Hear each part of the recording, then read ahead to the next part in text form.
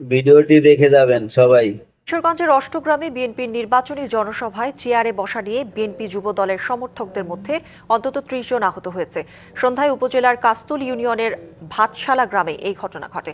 বিকেলে ভাতশালা গ্রামে বিএনপি প্রার্থী ফজলুর রহমানের জনসভার শেষ দিকে চেয়ারে বসা নিয়ে ইউনিয়ন যুব দলের সাধারণ সম্পাদক মাহবুব আলম সমর্থকদের সাথে ২ নম্বর ওয়ার্ড বিএনপির সভাপতি সাদেক মিয়ার সমর্থকদের কথা কাটাকাটি হয়।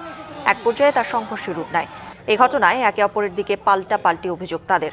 এদিকে মুন্সিগঞ্জের গজারিয়ায় বিএনপি ও স্বতন্ত্র প্রার্থীর সমর্থকদের মধ্যে সংঘর্ষে অন্তত ৫ জন আহত হয়েছেন। সন্ধ্যায় গজারিয়া ইউনিয়নের সোনালী মার্কেট এলাকায় এই ঘটনা ঘটে।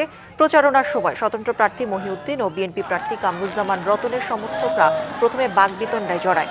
এক পর্যায়ে দুই পক্ষ হাতাহাতি ও সংঘর্ষে জড়ায়। ভিডিওটি ভালো লাগলে শেয়ার করে দিয়েন। আরে তোরা দিল স্বাধীনতার বিরোধী অপশক্তি